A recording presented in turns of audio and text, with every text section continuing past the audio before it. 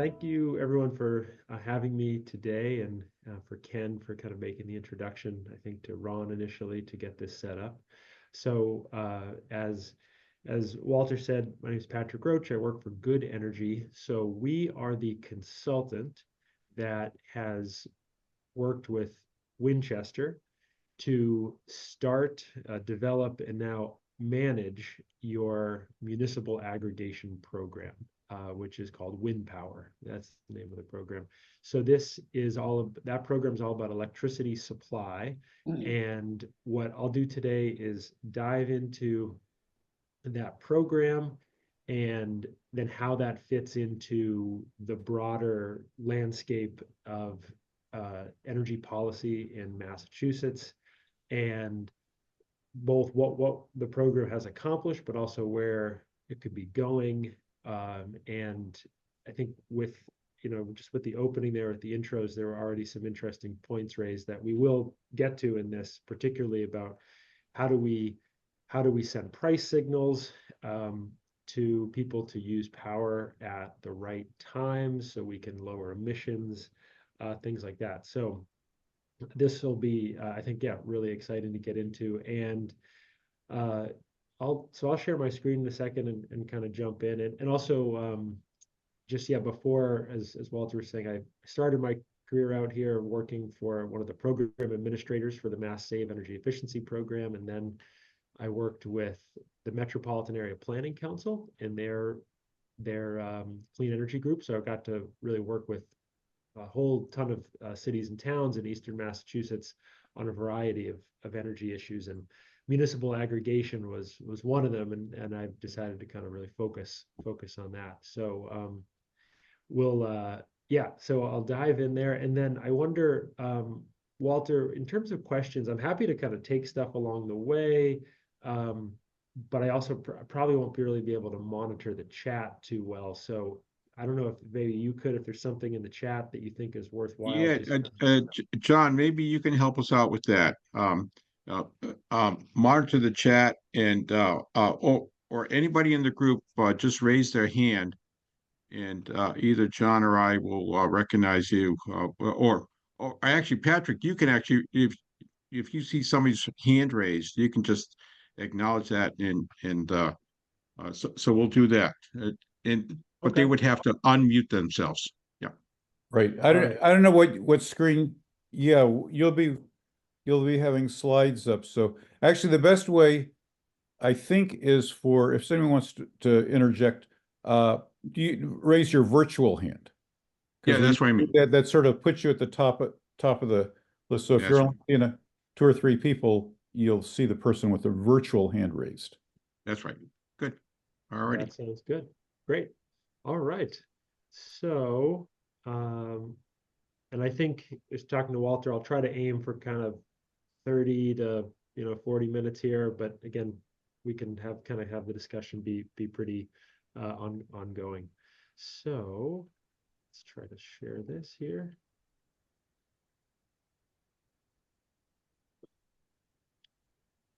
All right.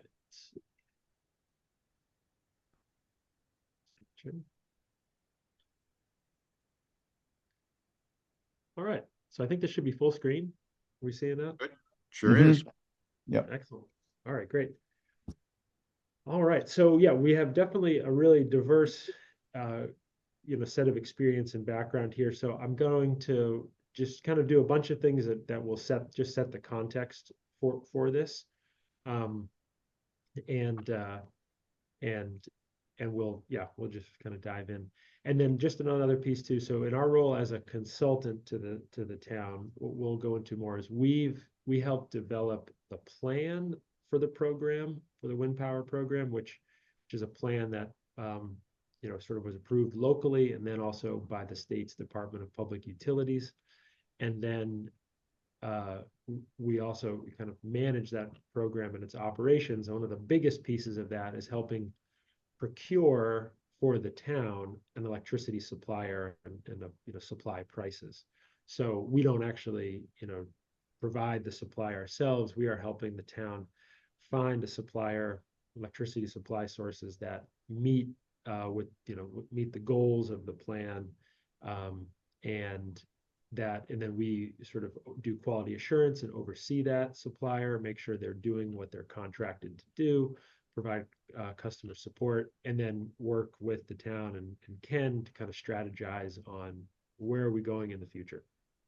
What do we want to do next? So the website for the program is up there, and windpowerma.com. So just really backing up at a high level, in Massachusetts, we've got a restructured electricity market, sometimes called deregulated. And so that means that we have competition for the supply of electricity. So you can choose where your supply comes from, and the utility, as Walter said, Eversource in Winchester's case, will always deliver the power. They'll always maintain the poles and wires, maintain the meters, and that all comes together on one customer bill. So your bill has from Eversource has a delivery portion and a supply portion. They provide supply by default, but you can choose at any time your supplier. And before this, before we restructured, it was a vertically integrated market. So before that, Eversource would have provided the power. You wouldn't have any choice in where the supply came from, and they also did the delivery. And that was 1997 that we restructured. So we've been restructured for quite a while. And just kind of a national look, the states in blue have sort of full retail choice, which is kind of another word for a restructured market. So electricity customers have full choice over who their supplier is in those. In the hash marked states, it's kind of a mix. So some customers, sometimes it's just residential customers, sometimes it's just commercial customers, or maybe there's some caps or limits, have choice. So you can kind of see it's not, a lot of the country is still vertically integrated, which is in the gray, but most of New England and Mid-Atlantic has retail choice. And I just added some red dots for states that allow municipal aggregation. So that's what wind power is. So with municipal aggregation, we, generally someone would go out and find a supplier themselves and sort of opt in or elect voluntarily to sign up with, supplier X, Y, or Z. And what we do in municipal aggregation is a city or town passes a resolution to enable this, and then they are able to send an opt-out. They're able to structure the program as an opt-out. So when Winchester started the program, every customer in town, electricity customer who had not already chosen their own electricity supplier, so who is still getting the default from Eversource supply, they would have gotten an opt-out letter that notified them, program is starting soon, here are the prices, here's how it compares to Eversource, and if you do nothing, we will enroll you in the program, and if you want to opt out, here's how to opt out. And so, yeah, that's a pretty kind of, the opt-out mechanism is pretty rare, but pretty powerful. And so it's enabled by state law. So a number of states, not all deregulated states have it, but many of them do. And Good Energy, we help operate aggregation programs in Massachusetts. We've started there in 2016 was our first active program. Rhode Island, we operate 7 programs there, including the city of Providence. And then we have, I think, over 100 cities and towns in Illinois. We also do work in New York and New Jersey. So we've got a lot of kind of nationwide experience, as well as a lot of ISO New England experience. And we also work with a few communities in New Hampshire as well. So that's kind of the state of municipal aggregation. I think there's a lot of interest in some other states in passing that legislation at the state level, because we've been able to see some really nice benefits for residential customers through these kind of programs. I think Will was trying to ask a question or something. Am I the only one who can't hear the speaker? His voice is very, very faint, and other people, when they speak, I can hear them perfectly well, but I'm having a hard time with the speaker's voice. So Does Will, anybody? I can hear Patrick just fine, but maybe Patrick, if you could speak up a little bit there. Yeah, and what I'll do, I'm gonna just update my Zoom settings to increase the input level of my microphone volume too. So, Okay, good. Will, is that a little bit better? Yes, that's much better. Thank you. Okay, Good. thank you. Excellent. So, this is a graph from the state of Massachusetts. This shows data through the end of 2023. So it's about a year old at this point, but it shows kind of how electricity customers have chosen to exercise their ability to choose where their supply comes from. So on the far right, we have the commercial customers, large commercial customers. And you can see that the vast majority of them, the blue bar for 86%, they have directly contracted with a competitive electricity supplier for their supply.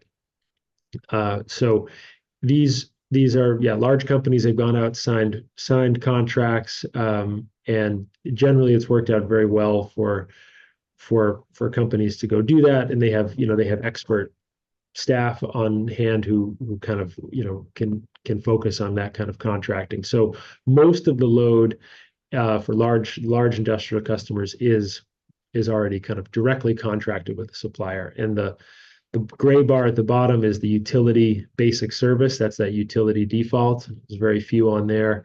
And then the green bar at the top is municipal aggregation programs. And there's also very, very few in there. One of the big reasons is there's very few industrial or large business customers in aggregations is that a hallmark of aggregations and including Winchester's program is that there's no penalty, there's no termination penalty if you want to leave as an individual user. So most large businesses will be signing electricity supply contracts that have termination penalties, and as a result, they're much less risky to the supplier, so they're able to get better prices. So effectively, these aggregation programs, they're really tailored particularly towards residential and small business customers who have not historically been well served by the direct competitive supply offers. And in fact, many of you have probably seen headlines from the Attorney General's office over the past 4 to 5 years about how residential customers, particularly low-income customers, have gotten really ripped off by the competitive suppliers who are signing them up directly. So municipal aggregation really serves those residential and low-income customers really well because it's a municipally run program with this municipal oversight that also has the buying power of pretty much most of the residential customers in town. So we can wield that buying power to negotiate really strong terms and conditions and good pricing. So on the far left, you see the breakout for residential rate class. So this is again as the end of last year, just under 50% in the green bar of residential customers in the state are served by municipal aggregation, like wind power. 15% were on their own direct to competitive supply, and I think that number's been pretty stagnant for quite a while. And then 38% at the bottom were still with the utility on basic service. I expect when they update this graph, probably in a couple months to show 2024, we'll be well over 50%, probably north of 60% for customers served by municipal aggregation. It's been quite a steady growth. So that kind of gives you a little sense of the state of play here in Massachusetts for kind of who's participating in programs like wind power. And this next slide, this also just gives again a bit more context. We deregulated or restructured in 1997. Were also the first to pass the law that allowed cities and towns to do municipal aggregations. We were the first state to do that. And the first, initially, there was one kind of group of towns that took advantage of this. Those were on Cape Cod, 21 towns called that formed an entity called the Cape Light Compact. And so they filed the first aggregation plans were filed with the Department of Public Utilities, who has to approve all of them in 2000. And that was for 21 communities. And so this graph shows the cumulative number of plans that have been filed. So it was basically 21 for a very long time. The Cape did it, and really for another 15 years, no one else really did it. But starting in around 2014-ish, we started to see a lot of interest that was kind of tied particularly to some real increases in volatility in the electricity markets with some of the kind of extreme polar vortex weather-related issues causing some really big spikes in electricity prices. So a lot of communities got interested in this as a way to maybe help their residential customers. And so you can see that the number of plans that were filed with DPU really kind of spiked. Winchester was in kind of on the very early kind of growth of it. So Winchester filed its plan in 2016, and it was approved, and they were able to launch in July of 2017. And just a couple of interesting things here. You can kind of see that for a few years, there was a pretty sort of steep growth of the number of aggregation plans that were filed. There's a lot of interest, and the DPU was pretty judiciously approving or efficiently approving aggregation plans. But then we got into a situation where they really slowed down. And so you can kind of see starting in 2019, 2020, we really kind of start to plateau a little bit.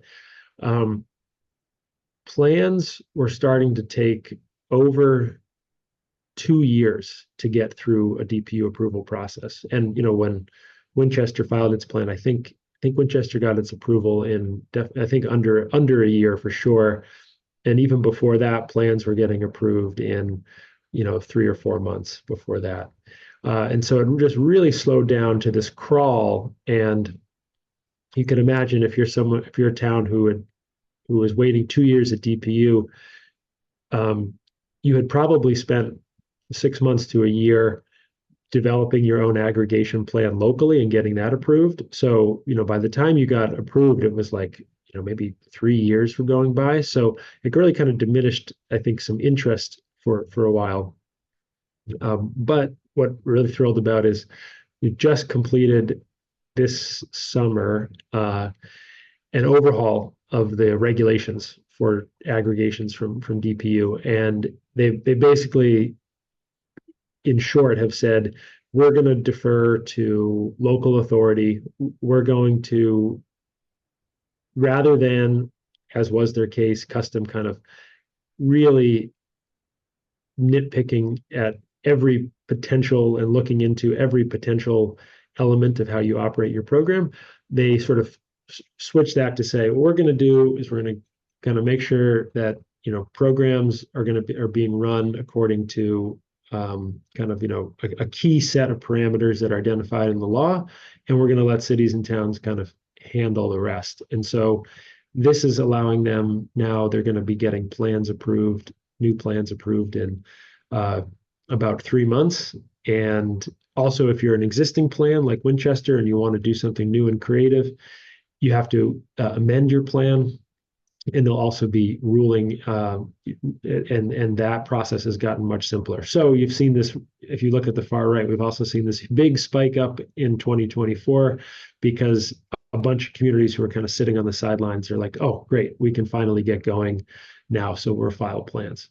So I think we've got over 200 active aggregation programs in the state out of 351, and there's probably another 20 to 30 aggregation plans that are awaiting for approval. So it's definitely been growing, but Winchester's been in on it kind of since the pretty early days.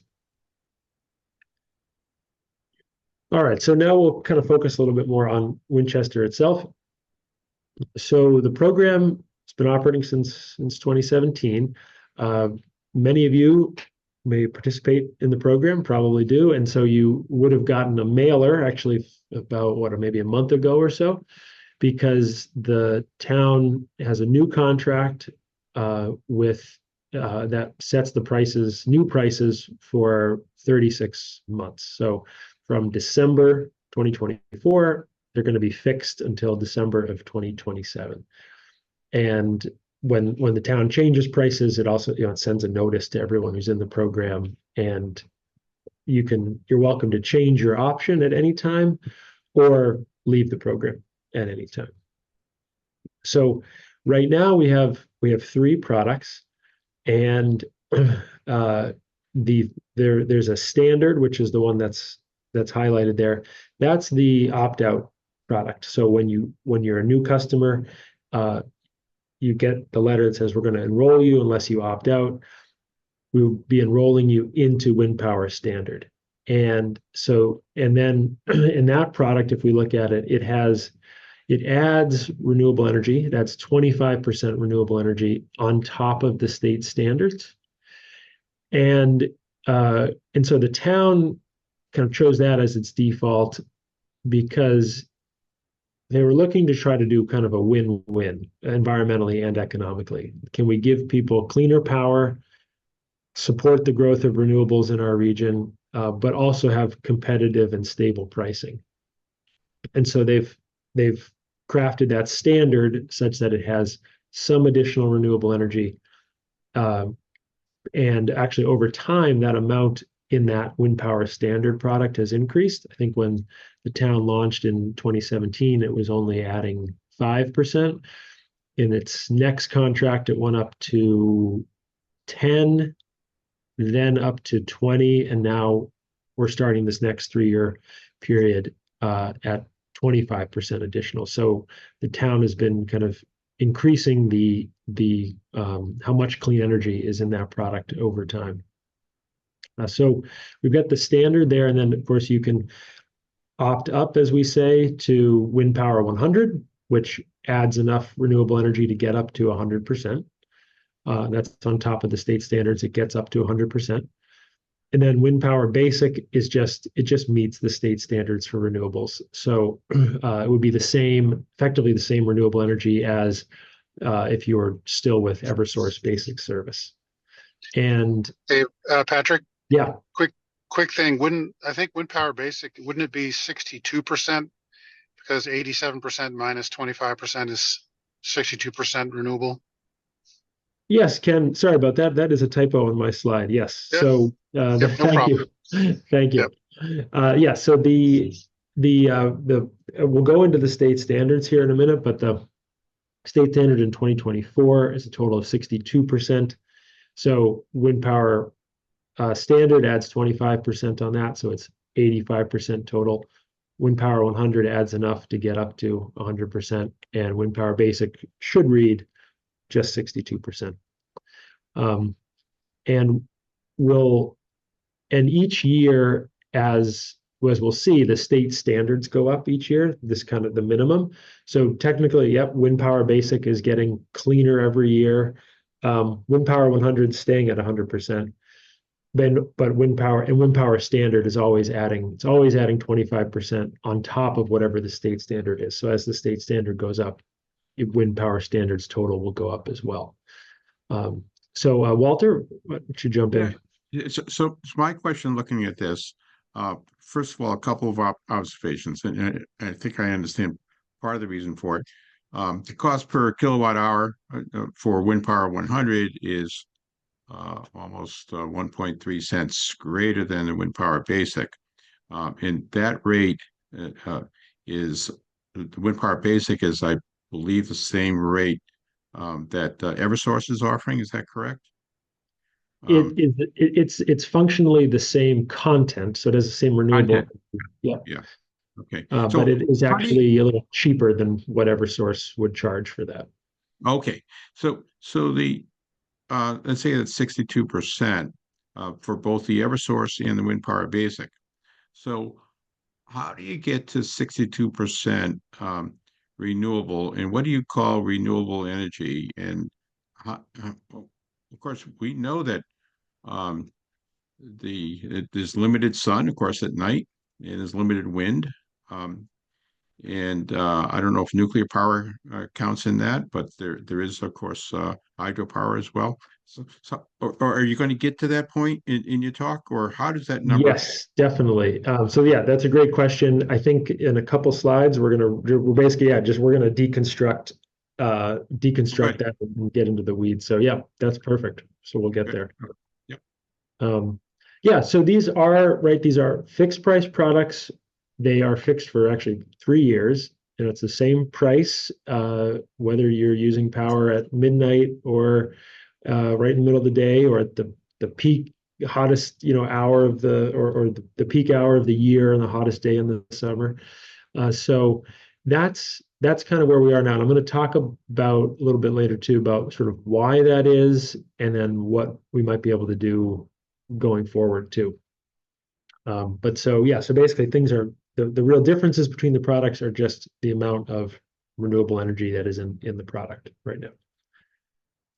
And uh, just if you want to go check, hey, wait, am I in this program? I bet I am, but am I? So open up your Eversource bill. On page 1, there's a section that says who your supplier is. You can also go to page 2, which is screenshotted here. And you look at this little section that says supplier, and the supplier is Direct Energy. So it should say Direct Energy, Town of Winchester. And then it'll have the price for the product that you're enrolled in. So because the prices are taking effect in December, the ones I just showed you, you won't see those prices until the bill you get in January, which shows what happened in December. But those new prices take effect automatically for everyone who's in the program. And just a little history too. So this graph compares the wind power standard product to Eversource Basic Service going back to when the program launched. And so I think kind of some of the big takeaways here, you can just see the stability that wind power has provided compared to the every 6-month change in the in the default supply rate or the default service rate from Eversource.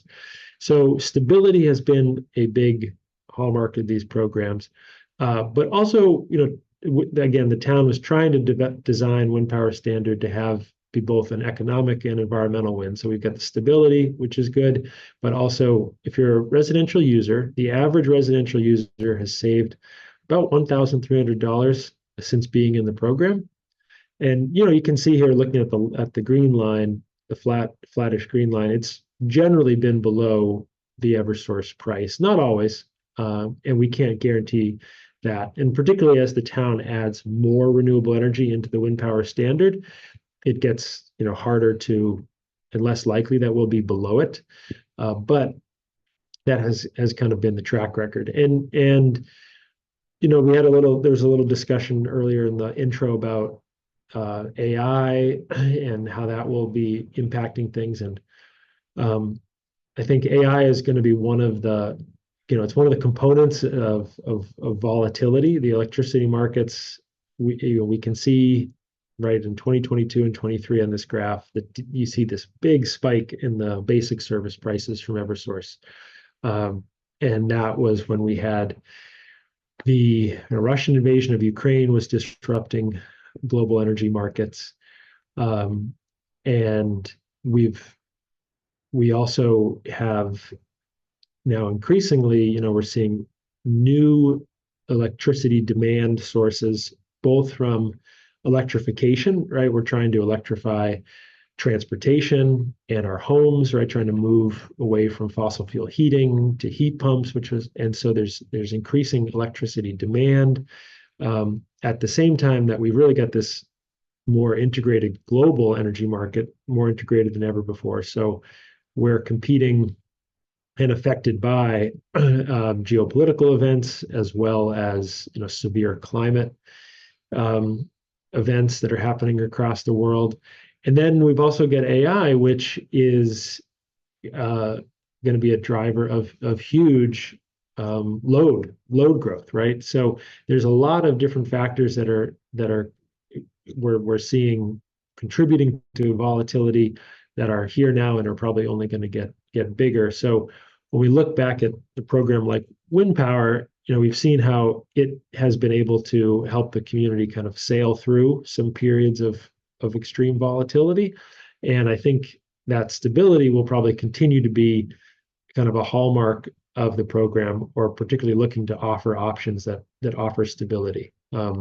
We're also going to have to figure out how, and this will be kind of a town decision about how other goals, the town has had a goal about supporting renewables, but then, as we'll talk a little bit more about price signals and shifting load, figuring out how, that'll be an interesting conversation about how does that play into the town's options.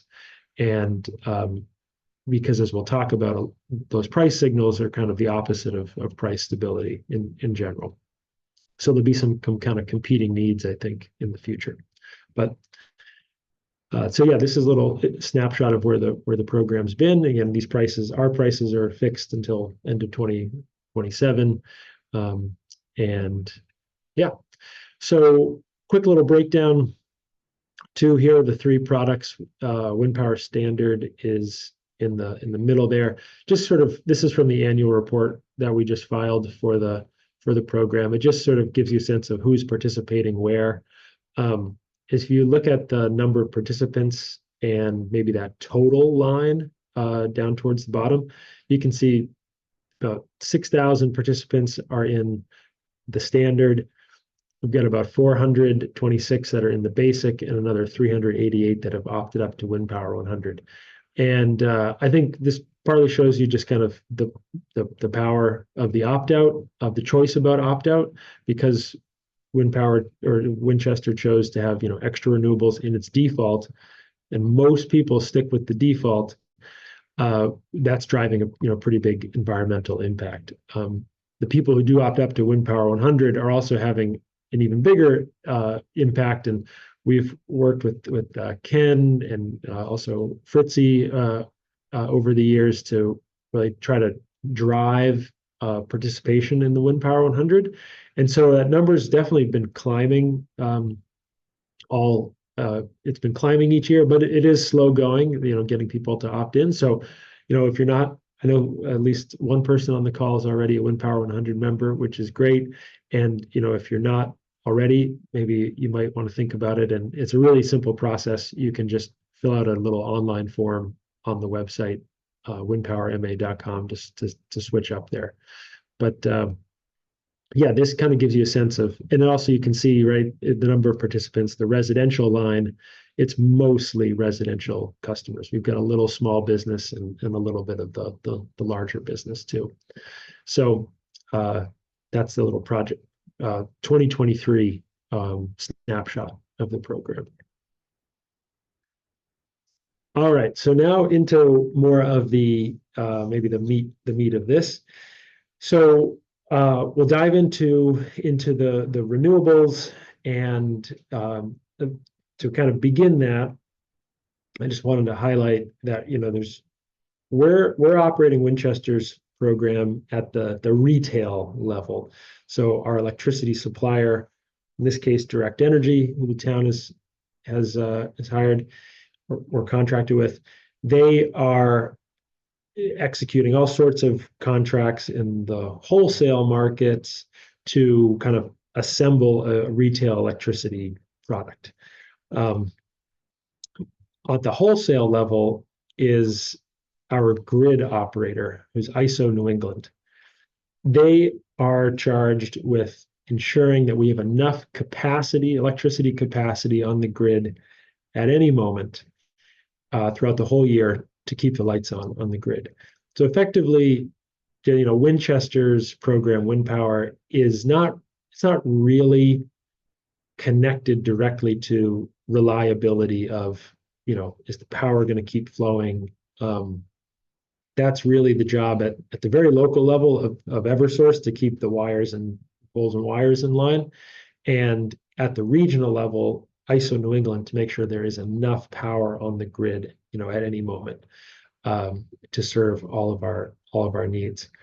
And so then, Direct Energy is at the retail level, or sorry, Direct Energy, who's the supplier, they're at the retail level, making sure that we are purchasing on behalf of the customers in wind power enough renewable energy to match the product that you're enrolled in, basically. And this is by the way, this is just a screenshot of ISO New England's hour by hour shot from today. This is the demand on our New England electricity grid. So they model each day, and then they track it, and they track it throughout the day. So they're tracking that at the wholesale level. So yeah, some other kind of background here. The ISO New England region is just New England. So we're adjacent to some other ISOs. So we've got New York as its own ISO, as well as Eastern Canada. And that's sort of shown on the left. On the right, you can see this is the ties that we have in New England to neighboring grids. So effectively, we have ties to New York, and we have ties to Eastern Canada. And I think the reason I wanted to highlight that is when we think about where our power comes from and where our renewables come from, effectively, we can have things that are produced, renewables or power in general, that's produced in New England, or produced in where we have connections to New York or Eastern Canada, that's then imported into our grid. Technically, you could import power from further away from other grids, but moving power costs money across grids. You have to pay transmission costs. And so effectively, we can think of the power on our grid coming from really only from sources that are either located in New England or are in Eastern Canada or New York that are physically interconnected to us. So the voluntary renewable energy that wind power adds, so the 25% in wind power standard and the extra voluntary to get to 100% for wind power 100, that comes from Massachusetts Class 1 sources. So Class 1 they're effectively new regional sources. And so this means that the power is physically generated in New England or New York or Eastern Canada. And new means that it's built after 1997. And that may not sound very new, but as we'll look at, there is a minimum requirement for all electricity supplies to have Class 1 renewables. And that has gone up every year since about 1997, more or less. And as a result, when that increases each year, effectively new Class 1 sources have to be built to meet that, because all of the previous year, it's effectively, we've sized it when we started out, that was about as much Class 1 as we had at the time. And so as it's increased, new generation has to come online to meet that. So although 1997 may sound kind of old, it's actually the stuff that's meeting it, today has been built very recently. And so its purpose, the Class 1 purpose at the state level, is to drive the growth of renewable energy. So Winchester has chosen to source their voluntary renewables from that same pool with the idea that we're kind of augmenting the growth, the kind of accelerating the growth of renewables supported by that Class 1 standard. And if we look at where it's coming from, it's generally wind and solar. There is a little bit of landfill gas. So we're capturing methane and burning that for power, which destroys methane, which is a really potent greenhouse gas. And we have it's a net negative emissions. Although there is some emissions of carbon dioxide, it's net negative compared to what would have happened if the landfill gas had escaped. There's also a little bit of low impact hydro. So that's not, the mega dams, Hydro-Quebec. It's not that. It's sort of small ponds, existing things that are already dammed, and hence the low impact. And then there's also, I think, a little anaerobic digestion too. We're kind of decomposing organisms and things like that, but mostly wind and solar. So now we'll start kind of digging into more to what Walter was getting at. So this is a look at Massachusetts renewable energy standards, and we happen to have a lot of them. And they all stack on top of each other. So the one we were talking about, Class 1, that is the bottom green line. And that is designed to help bring new renewables online. So it is increasing every year, and basically new generation needs to be built in order to meet that. Somewhat recently, we also added this dark blue, the clean energy standard. And that was also intended to help support the growth of new renewables. The same stuff that qualifies for Class 1 qualifies for that. And the reason we created the clean energy standard was largely to match up with the expected growth we expect to see from offshore wind development, as well as you may recall we did under the Baker administration, we did a big contract with Hydro-Quebec up in Canada to bring their power, a bunch of hydropower, into Massachusetts, and that resulted in a huge legal battle. New Hampshire turned it down, the transmission line down first. Maine eventually went through. It's still under construction, I think, but just about finished. So that dark blue bar will eventually be kind of partly Hydro-Quebec hydro, as well as some offshore wind. So we've got those two things that are meant to support new renewables.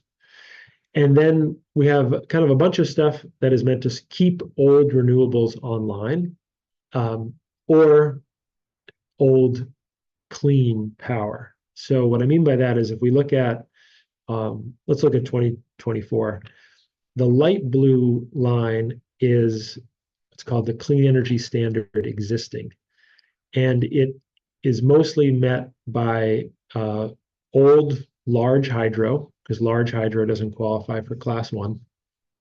And actually, there is some nuclear that can qualify for that because it is zero emission. I think it's a pretty small percentage, but there can be some nuclear in there. And again, that's trying to help make sure we keep that stuff online. Then that next 4%, that light green bar, that's called RPS. It's called Class 2. And that's the same stuff that qualifies for Class 1. It's just old. Again, we're trying to keep it online. And then there's also the yellow bar is waste energy. So waste energy, that's one that we may revisit that as a policy decision in Massachusetts, right? It is the burning of trash. We burn, something, at least a third of our trash in Massachusetts gets incinerated, if not half. And so we do have this little requirement that some of that power comes from those facilities. So that's kind of where the law stands today. So all those things stack on top of each other. And if we look at 2024, we've got about 62% of the power stack comes from a clean source. And just see what the next one is here. So this is just the same graph, but we've added now in what it looks like if you're participating on Winchester's standard product. So we've just added this light green bar in to show the voluntary class 1 that Winchester is purchasing. So you can, it's kind of cool there. We look at 2020, the amount of we've added, or yeah, we'll look at 2025, I guess. We're now adding 25%. So next year, only 12% of the power stack will not be covered by some form of renewable or clean energy. And I think what's also interesting is by the time the contract ends at the end of 2027, because the underlying state standards are also increasing, pretty much just from the class 1 requirement, wind power standard will actually hit 100%, which is what I think are going to be a great accomplishment. So that's sort of where we're on track for. And you can also kind of see the state as a whole, if you look, say, all the way out to 2030, even if you kind of did nothing and just got the bare minimum, the state is making, pretty big gains. So by 2030, there will only be 7% of the power stack that's not renewable. So, yeah, and Walter, why don't you jump in? You might be muted. Okay, thank you. It's the Northfield project that is about a gigawatt of hydropower, but it's pumped storage. Does that fit in here somewhere as hydropower? It does. I think it would qualify for the light blue clean energy standard existing because that's been around for a while, I think. And sometimes projects like that can also end up qualifying for one of the new renewable standards if they retrofit their facility to increase their output or expand capacity, something like that. So, but yeah, Northfield would probably be in the existing category. Okay, so but I'm still having trouble getting my head around the fact that here we are 2024 and non-renewables 18%, but when we look at ISO New England, and by the way, we had a visitor or a guest speaker about a year ago from ISO New England, and we look at our app on our phone, ISO New England to go. It doesn't show us that it's only 18% of non-renewable power. So how does this all stack up? Because we see the solar, and the solar actually it contributes more than 4% during peak time. But how does there's a disconnect. We can see natural gas producing on average about half the load, and then we got nuclear, which is not included in this chart. So how do we get to the numbers that you're showing here? Yeah, that's a great question. So let me take a little detour here. So yeah, as you were saying, this is a graph of the power generation sources in ISO New England and imports from, this is for 2022. This is the most recent data they've published. So it's basically each month looking at what is being generated and put onto the grid. And so, yeah, renewables down there, it's the green, purple, and yellow and blue, the hydro kind of at the bottom there. So, yeah, if you do look at that, the highest we get is probably in April, where you're somewhere around 25%, right? So it is a little. I totally see what you're saying. It's like, how are we doing this? So part of it is that ISO New England is giving us a view of the whole pie of generation that's available on the whole grid, or the whole New England grid. And anything that's put onto the grid, the New England grid, can be claimed, so to speak, or purchased on behalf of a customer in any given state. And so I think where that disconnect is that if every New England state was at 62% right now, that would be a problem. We would not have enough renewables to go around. But we are able to we're kind of taking more of our share than like New Hampshire is only at like they're kind of flatlined. Rhode Island wants to get to 100%, but isn't up there. So I think that the sort of the shortest answer is that we've got all of the renewables that we will purchase, on behalf of customers, have to come from, and then actually I'll back up to talk about this, but they have to come from, actual renewables that were generated and put onto our grid. So they have to exist.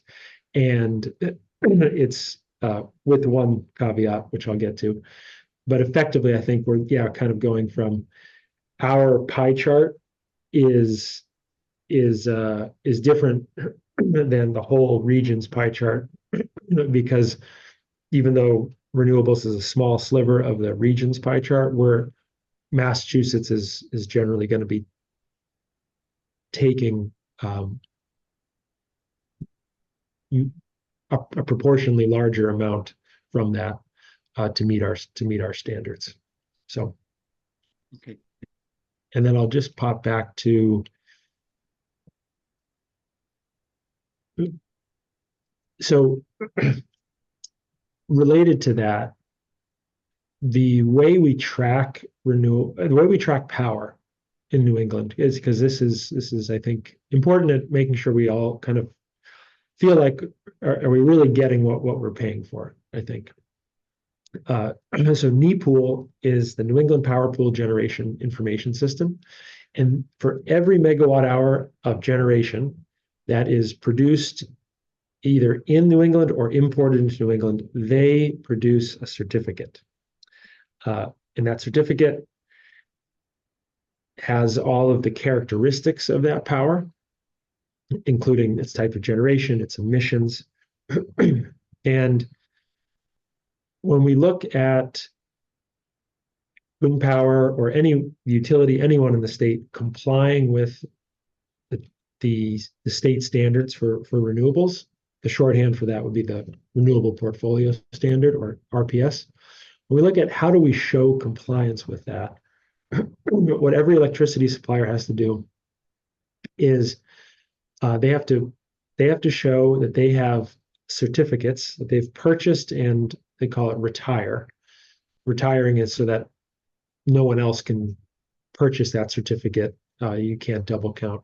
That they've purchased enough certificates for renewable generation, essentially, that matches the quantities of power consumed by their customers. So if the state minimum is 62% this year, the supplier for the community, for anyone who's in Winchester Basic, they're going to have to show that they've purchased and retired certificates for renewables that match 62% of the load of all of those customers.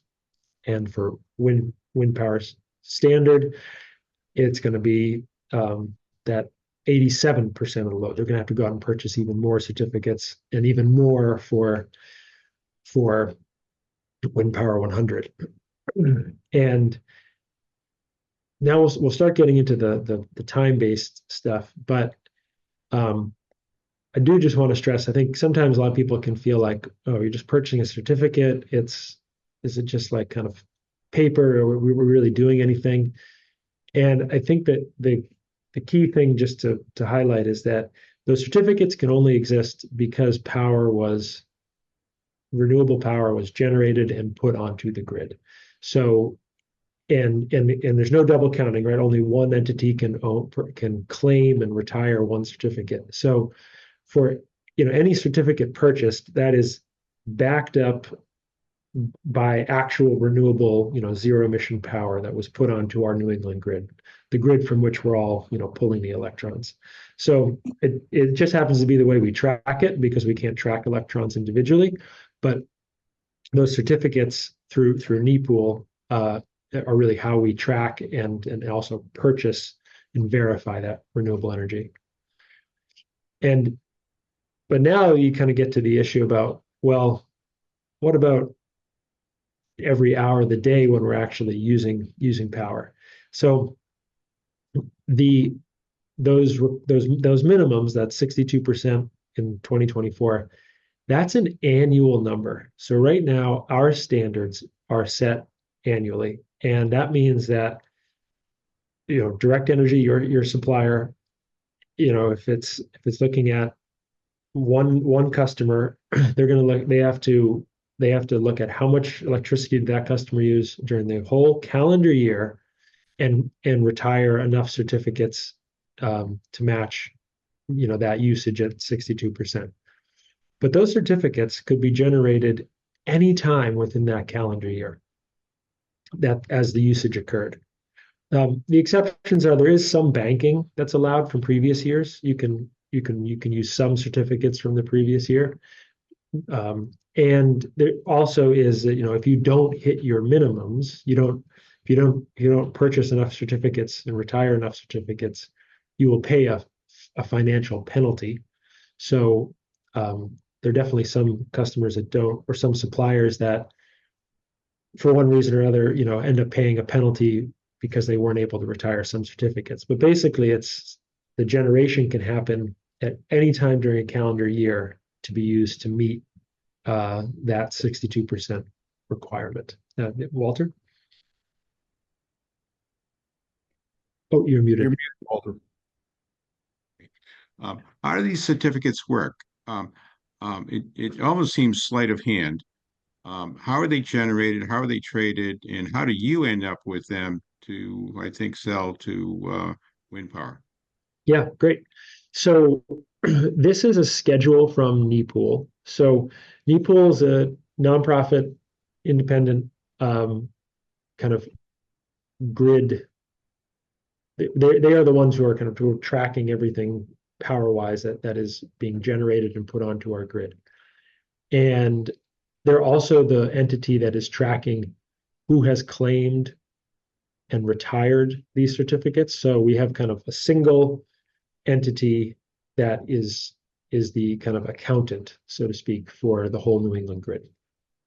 And what they do, this is their schedule, which I think is kind of helpful maybe to walk through. So the first column is the generation month. So let's say you, Walter, have a solar facility. And in January, we'll look at just the first row. In January, you produce, 1 megawatt of solar. 1 megawatt hour of solar. You will have until July 10th to submit documentation to NEPOOL that verifies that you in fact have generated that 1 megawatt hour. So you have to submit documentation to them to show, probably your metered documentation to show, yeah, I generated that power and put it on the grid. Then by July 15th, NEPOOL will issue you your certificate. It'll say 1 megawatt of solar, zero emission, generated in January. And also on July 15th, next column, you can begin trading that certificate. So you can sell that certificate to someone who needs to buy it to show that they are complying with the minimum standards. And we have about 3 months. So by September 15th, all the purchases, the trading, the sales, they have to be done for that, for any generation from January. And what would happen is all the trading happens on NEPOOL's platform, and once kind of you're done with trading, so say you would, maybe I'm the supplier for wind power, say I would have bought your certificate to help meet our class 1 requirement, say. So it would be in my account up at NEPOOL, and when the trading period closes, that certificate is effectively retired. I can no longer move it. Nobody else can buy it. It's mine, and it's in my account, counting towards my annual requirement. And so this happens kind of all throughout the year, and you get to the very end here. If you produced that 1 megawatt hour in December, it actually takes until June 15th for that trading period to end. So effectively, if I'm a supplier, I can buy certificates to match the annual load. I can buy them at any time I can buy them from generation, whether it's January, April, July, December. I can buy them kind of at any time. And effectively, the trading period goes till June 15th of the next year. So most suppliers are not fully settling their purchases of renewable energy certificates until, June 15th of the next year. But I think in answering kind of your question, I hope what I'm conveying is we've got a independent third party through which all transactions go, and the certificates don't even get generated by them until they've seen documentation from the generator that the electricity was in fact put onto the grid. And then they are tracking it such that only one entity can ever claim ownership of it. And so we know there's no double counting. Boy, it sure sounds like Bitcoin. Well, it's not like we get this a lot, right? But here's the trouble, right? Is our electricity grid is kind of like a big swimming pool in a way. You put your bucket of water in, I put my bucket of water in, and if we want to take some water out, like I can't get my water molecules, back. I get the soup, and that's kind of what our grid is. If we're plugged into the grid, you're going to get the electrons you get. And so we have to have an accounting system effectively to track, well, who put what onto the grid, and then who gets to claim that they used that they used it. And effectively, it's a way that if we didn't have that as a renewable energy generator, it would be very hard to compensate you for the kind of benefit, right, that you have of the zero emission power. So I think I guess I would say overall, it's a good system given the kind of challenge that exists, and it's definitely rigorously kind of monitored to make sure that there's no double counting that would kind of undermine all of that. Thank you. I have a question. In the end, what is I guess it's the market, there's a market and people need to buy those certificates, so they want to get them. But what is the range and the average price of a Class 1 renewable energy credit over the course of the year? Yeah. So those tend to go for, over the course of a year, they will vary a little bit. But if we look at the last 4 years, it's been it was probably mid 30s in the 3 years ago or so.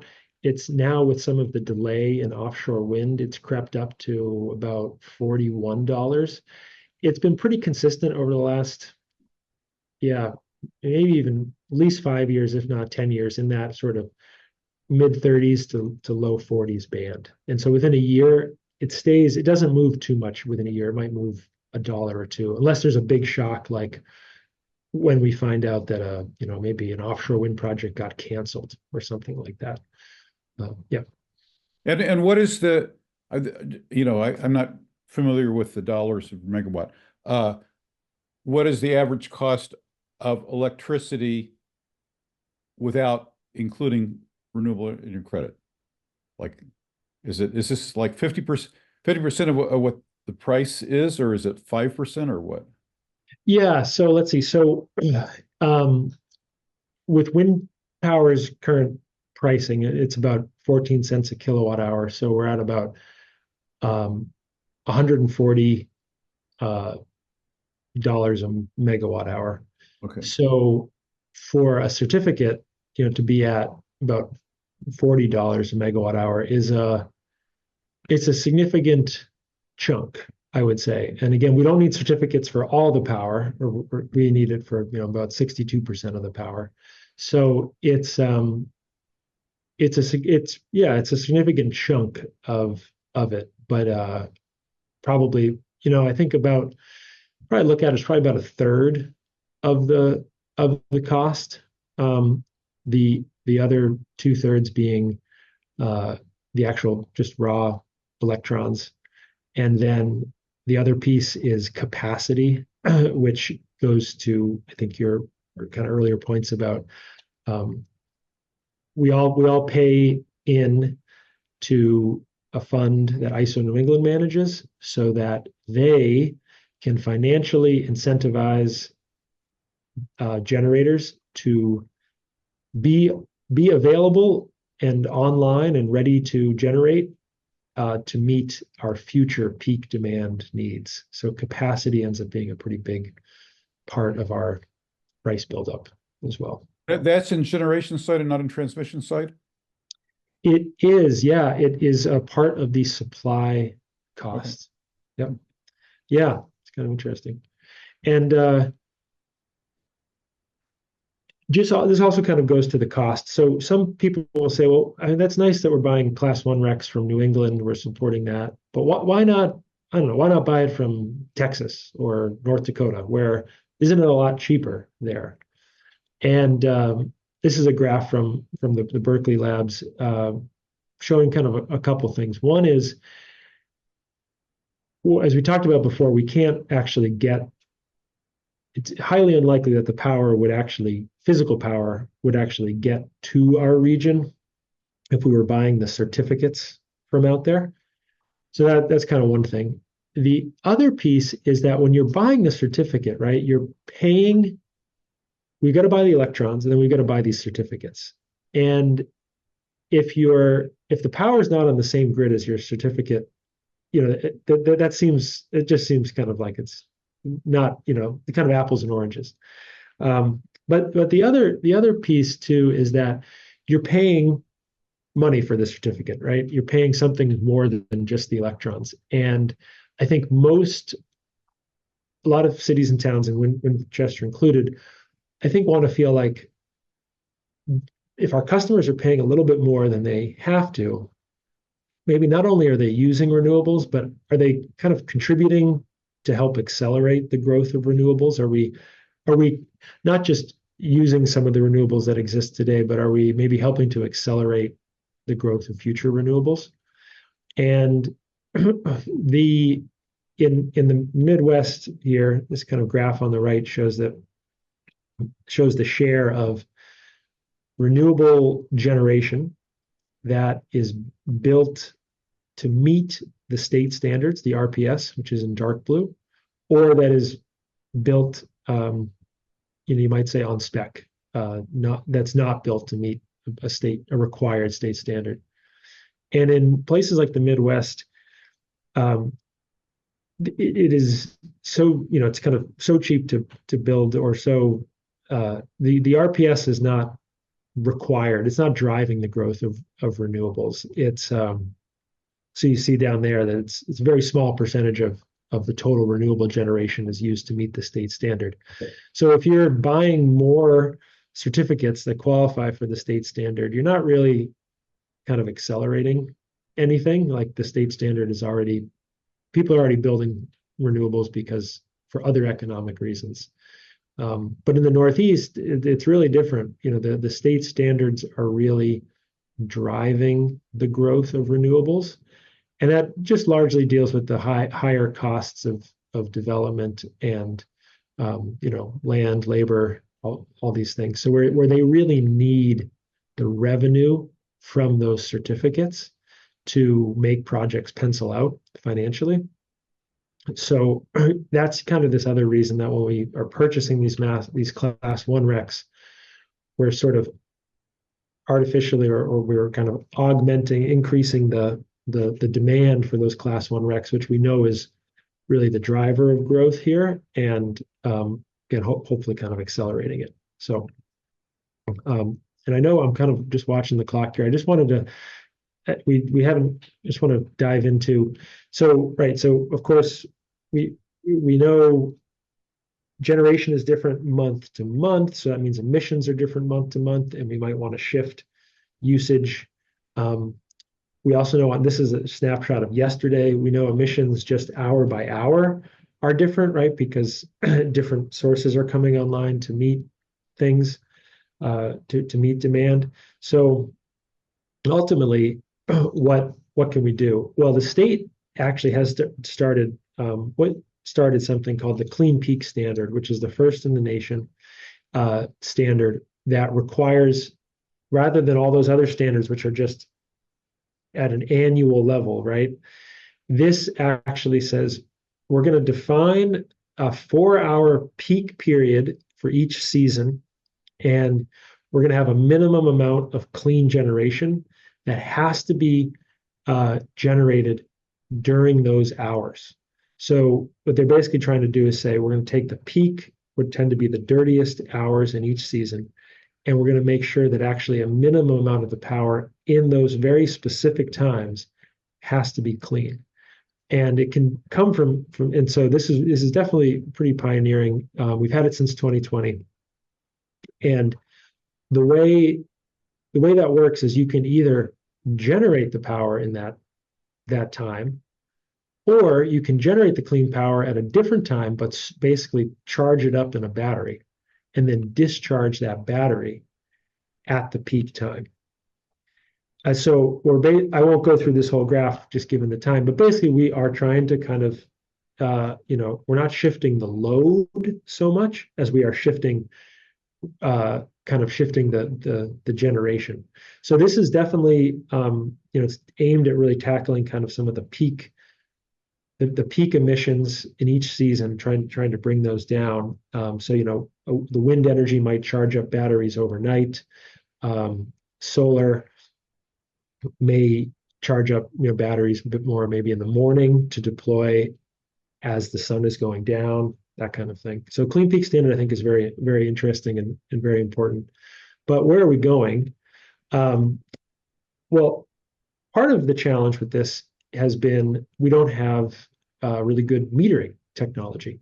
So most of the meters on all of our homes tell you two numbers, or basically tell you the number, the cumulative amount of electricity you've used.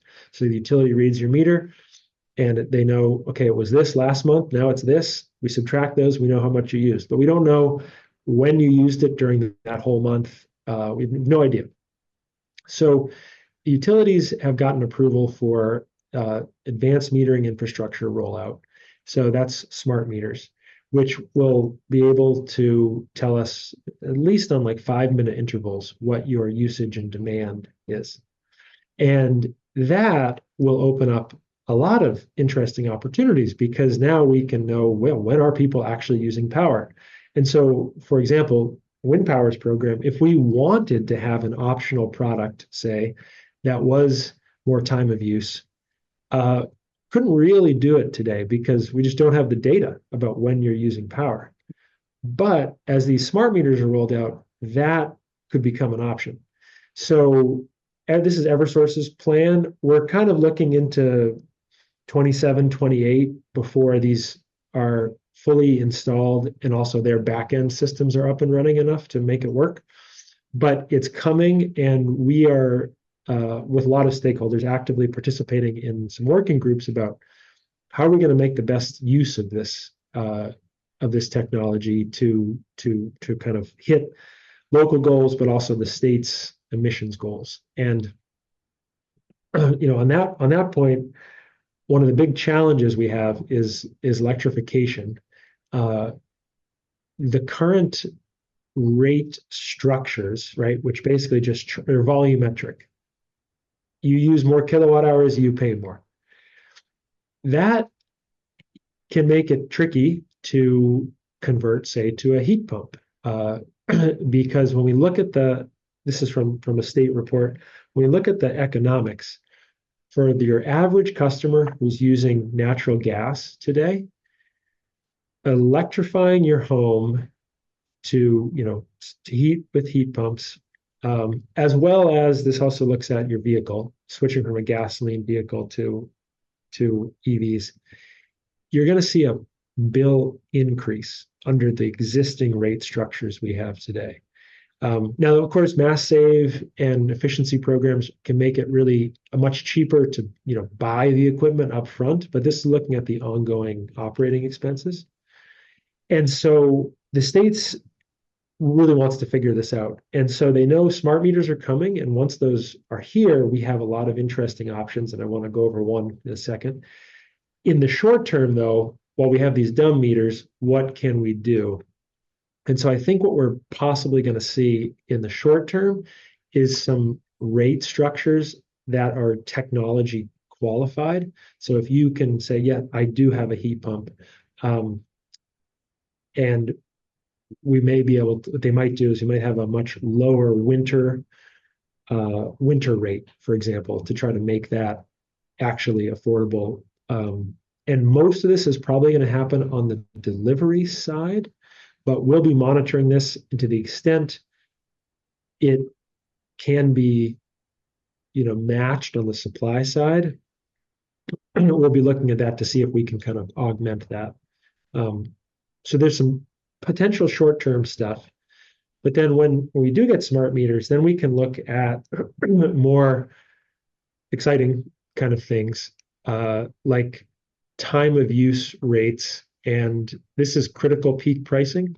So time of use would, as many of you may know, you might have for a given weekday, you might have a period of hours that are off peak, you might have a mid peak, and then you might have a peak time. And so the prices would be different for each of those periods. And this is a sample from a California entity.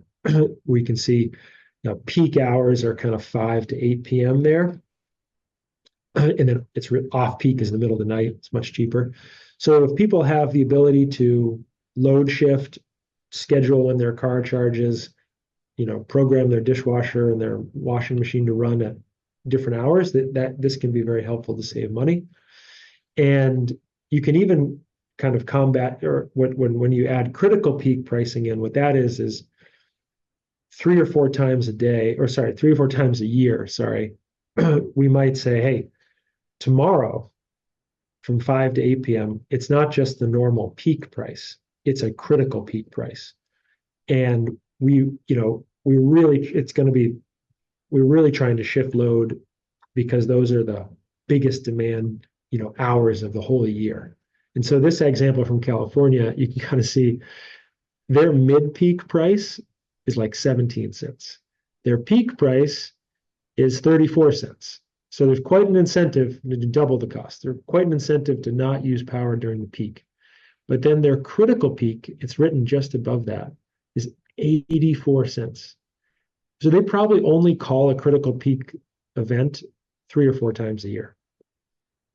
And it would be coupled with a lot of notifications ahead of time. Hey, this is coming. And I think in California, actually, the way they've rolled this out is low-income customers are not enrolled in this, but other customers are automatically enrolled in this rate structure. But they kind of recognizes that low-income customers may not have the ability to load shift like other customers. So yeah, it's just kind of a little bit of a sense of what could be coming. And would this be the default? Would we follow a California model? Would it be more of an optional product? I think those are all interesting questions we'll be kind of shaking out. And I think, because I realize we've hit 12, I think I'll kind of leave it there. That's pretty much most of the presentation. This is just our total renewables here for each of the products. It breaks out. This is on the Wind Power website. It breaks out required class 1, other requirements of that state requirement, and the voluntary that's added by Wind Power. And would definitely encourage folks to opt up to Wind Power 100. So happy to jump into Q&A, and I see Roy's got his hand raised, so I'll jump in. And then Walter, if you want to, you're welcome to moderate it if you'd like, but otherwise I'll just call on people as I see them. Great. Yeah, thanks so much. Can you hear me okay? Yes. So I have two questions about CCAs. One is it legal for the state to offer a CCA instead of 351 towns in the state offering a CCA? It seems like that would get increased buying power as well, but I just wonder if that'd be legal. And then secondly, how do you see AMI affecting the CCAs? Thank you. Sure. Yeah. So I think the idea behind CCA when it was enacted was let's let municipalities kind of experiment and try things out, and let's kind of see what works, and also let's let communities kind of be responsive to what their communities want. So I think that in California the CCAs are much bigger. They're like county-wide. Here they're town level. So you could certainly do larger scale. I think if you get to the whole state, though, then you're kind of basically back to, we might as well just have the vertically integrated utility that we essentially control via policy decisions. We pass a state law or a state regulation telling them what they have to do and how much renewables to do it. So I think if you get that big, you're kind of go back to almost where we started. And then on AI, sorry, you said AMI. Yeah, the smart meters. I think kind of like we were talking about at the end, I think there'll be a great opportunity to offer new options that better support or match how people are using electricity. So as more people, I'm sure in Winchester, a lot of folks probably have electric vehicles, and if it would be great, I think if we can offer a rate that is cheaper at night that you could use to charge your car and pay less overall. So I think there'll be interesting rate designs that come up there. I think there'll also be more opportunities to do virtual power plants, so to speak. So there's already a couple programs today that are sort of run through the efficiency program where the utility notifies people ahead of time, a day or ahead of time, and tries to have you turn down your thermostat during the peak hour. And they might even wirelessly control it, I think. Or that you don't charge your car during these peak hours. But it's limited because we don't have the meter data. So if it's a smart thermostat or a meter grade EV charging station, we have some visibility into that. But once our whole home meter, can tell us what's happening at 5-minute intervals, I think that'll open up a lot more possibilities for load shifting on things like, water heaters, or you could load shift however you want.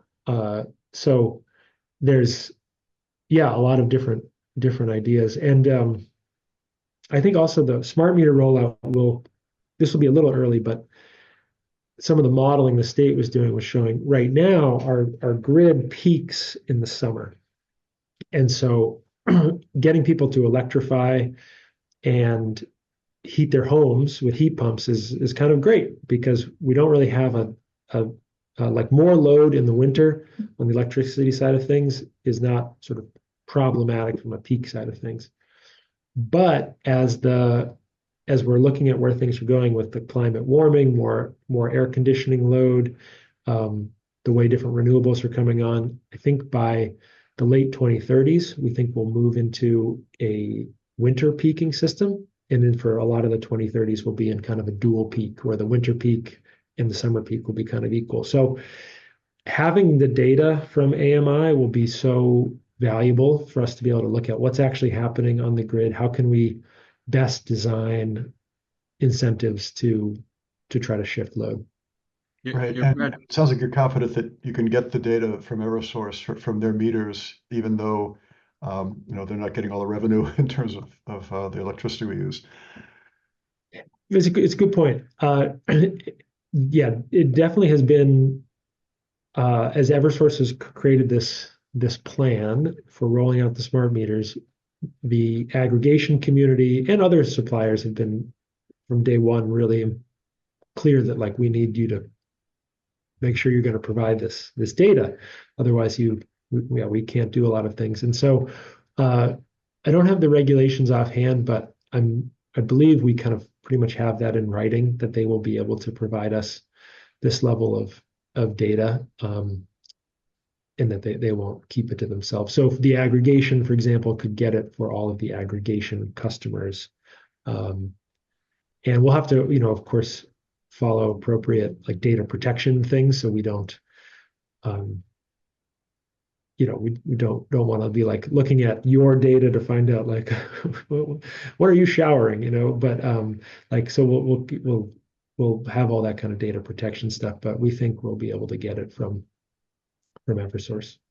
So Patrick, Just briefly, yep, we're going to finish up here, and in a minute there, I'm going to take the last question from Tom. I just wanted to point out that I actually do have a smart meter, and I'm part of the Eversource Connected Solutions. Uses solar power and Powerwall, and it does in the summer only. It extracts power from my battery for load shifting. For some reason, they don't use it in the winter, but and they're supposed to be paying me about $1,000 a year for that. I haven't seen a check yet, so I have to look into that. I don't know. It's through Tesla, so I don't know. Maybe Mr. Musk is using that money. Doesn't have enough. I don't know. All right, Tom. You got the last question, and then we'll sum up. Yeah, I had two really short questions. I think I may have missed these at the very beginning. How many communities in Massachusetts have similar programs? Do you know that? Yeah, we've got now, I think 200, about 200 are approved. Yeah. And okay. Yep. And what's the opt-out rate in Winchester? I have to double check. I think it's probably around 7-8%. That's okay.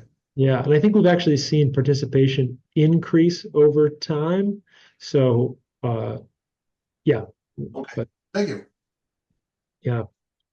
Well, very good, Patrick. This has been very informative. I think we're learning a little bit more about the pricing mechanism in the grid. As I mentioned in the past, we've looked at nuclear power, solar power, wind power, and now, and also looking at the grid, but now you've added the other element of how this is all priced and what how RECs actually work. And so, Yeah. in fact, for all of us that are in Winchester, you may want to consider this Wind Power 100. You'll notice that it's slightly more per kilowatt hour, but then you can have the assurance that your energy is generated through renewable energy. So Patrick, thank you for joining us, and we hope you have success not only here in Winchester, but throughout the cities and towns that you represent in Massachusetts. Thanks. And I really thank you for having me. And one final thing too, I just remembered at the very beginning, someone mentioned that they were participating in community shared solar. And I just wanted to highlight, That's great. It really, I think they use the word stack it with Wind Power 100. Community shared solar is excellent. And we do often clarify this for folks that if you participate in community shared solar, you are helping to support the growth of solar, and you get a financial discount. Your participation does not, you don't get the certificates as a result of your participation, so you don't actually get to claim that you are using the renewables from that facility. But because the developer keeps them as part of the financial model. But you get a discount. So it can be a great combo with, opting into Wind Power 100. So you're using 100% renewables, and then community shared solar helps you support the growth of solar and on net pay less because you get a discount. So the two can work really well together. Excellent. Very good. Thank you, Patrick. Thank you to everyone for joining us. And we'll sign out now. All right. Okay. Thank you. Thank you.